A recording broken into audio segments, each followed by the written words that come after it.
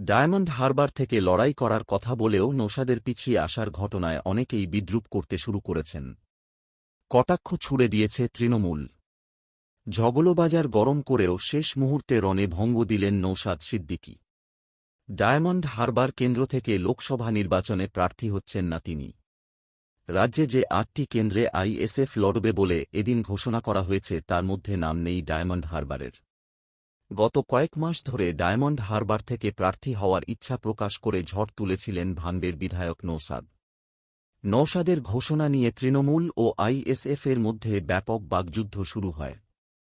কিন্তু বৃহস্পতিবার বামেদের সঙ্গে আসন সমঝোতা চূড়ান্ত হওয়ার পর আইএসএফ যে আসন তালিকা ঘোষণা করেছে তাতে নেই ডায়মন্ড হারবারের নাম। আইএসএফের কার্যকরী সভাপতি শামসুর আলী মল্লিক বলেন, আমাদের তরফে রাজ্যে মোট ২০টি আসনে লড়াই করার ইচ্ছা প্রকাশ করা হয়েছিল। কিন্তু আইএসএফ ৮টি আসনে লড়বে বলে চূড়ান্ত সমঝোতা হয়েছে। বারাসত, বসিরহাট, মথুরাপুর ও যাদবপুর, শ্রীরামপুর, উলুবেড়িয়া, জঙ্গিপুর ও মুর্শিদাবাদ আসনে লড়াই করতে চায় তারা। কিন্তু সিপিএম জানিয়ে দেয় যাদবপুর আসন কিছুতেই ছাড়বে না তারা। সেখানে আগে থেকে তাদের প্রার্থী ঠিক করা রয়েছে। এরপর আইএসএফের তরফে যাদবপুরের পরিবর্তে বালুরঘাট, ঝাড়গ্রাম ও জয়নগরের মধ্যে যে কোনো একটি আসন দাবি করা হয়।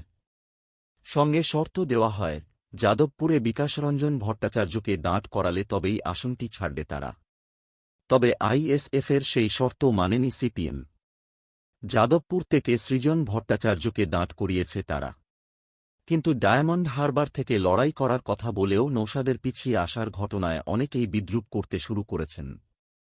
কটাক্ষ ছুড়ে দিয়েছে তৃণমূল। আইএসএফ সূত্রে খবর, ডায়মন্ড হারবার কেন্দ্রে নৌসাদ লড়বেন কি না তা তিনিই ঠিক করবেন। বামেরা ওই কেন্দ্রে এখনও প্রার্থী ঘোষণা না করায় নৌসাদের হাতে এখনও সময় আছে বলে মনে করছে তারা।